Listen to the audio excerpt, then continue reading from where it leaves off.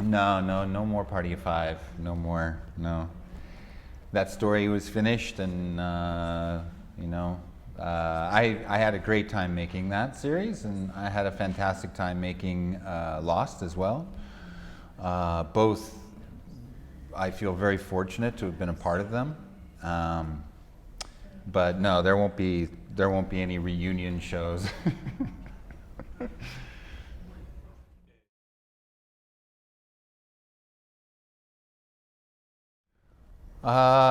Miguel and I talked about those sequences quite a bit, actually. We wanted to kind of mislead the audience in the beginning. We wanted the audience to believe that he's really talking to somebody on the radio, and then gradually the audience begin to realize that a lot of it, he's talking to himself, that his own mind is playing tricks on him. So that was kind of tricky, and we just talked through what the voice on the other end would sound like. And in the beginning, it really would sound like a stranger, and I think there was a radio call that was real. But then he said, well, then I'll have you do the other lines and we'll distort them so it still sounds like your voice but slightly distorted, and the audience will start to get the idea that he's talking in his own mind. And those were tricky scenes because you never know whether that's going to work or not. And but we talked through that pretty specifically, and we knew what we were going for, and I just played the scenes as honestly as I could, and hopefully they work.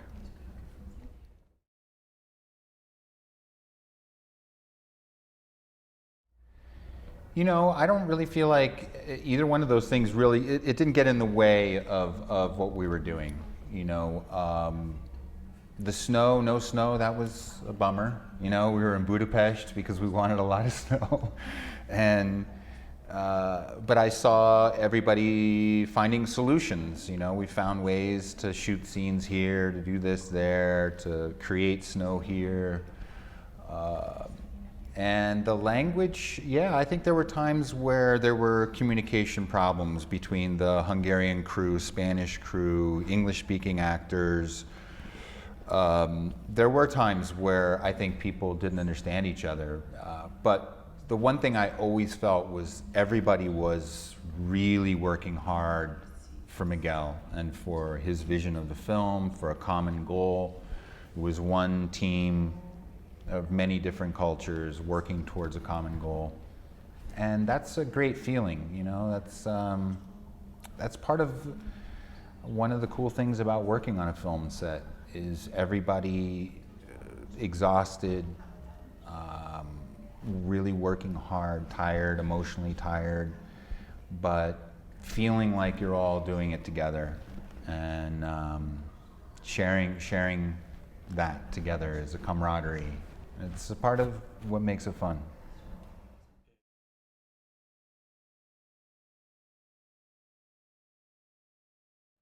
I think so. I think I like the shades of gray very much. I think the world is shades of gray.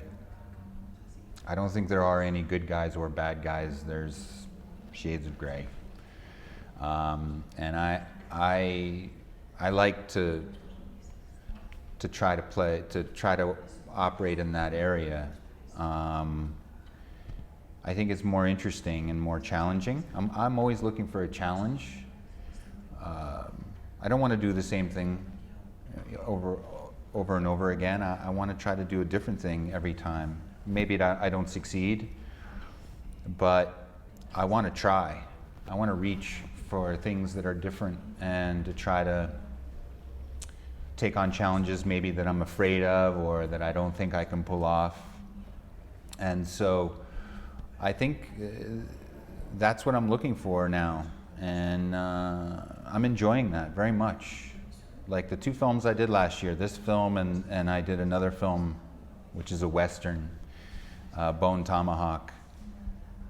Both very, very interesting characters to me, and interesting worlds, and I feel very fortunate to have gotten a chance to be in them both.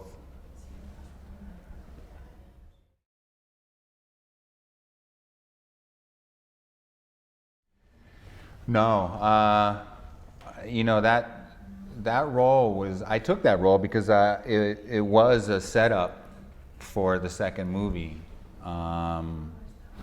You know, I've been friends with Mark Forrester for a few years, and I was in London doing a play, and he came and he was like, hey, there's this small role in World War Z, but in the second movie it would become a bigger role.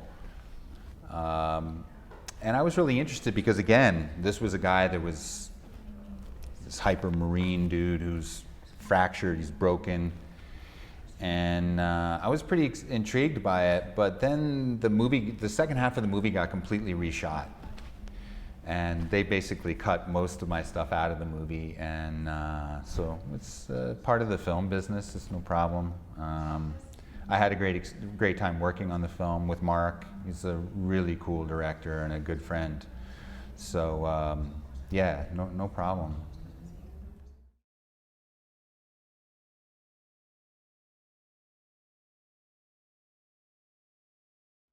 No. I think the traditional Hollywood way is over. It's finished. I think the future is very much in the direction that we're heading now. And you're right, so many cool things going on in television. The new television, the sort of commercial-free cable television, even miniseries, 6, 8 episodes, 10 episodes. The traditional concept of 6 years of, you know, this is over. I think it's all going to be about these. Television is so exciting right now.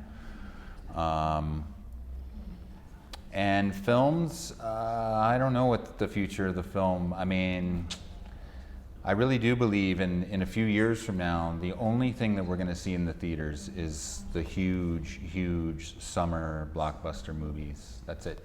And I think that the rest of the films like smaller movies, independent movies, will be coming direct VOD to your home.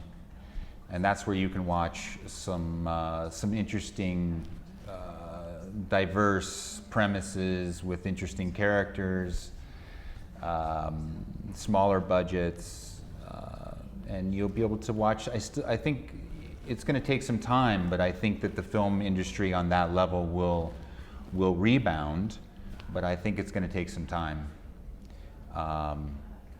But yeah, the future is definitely in this sort of new direction.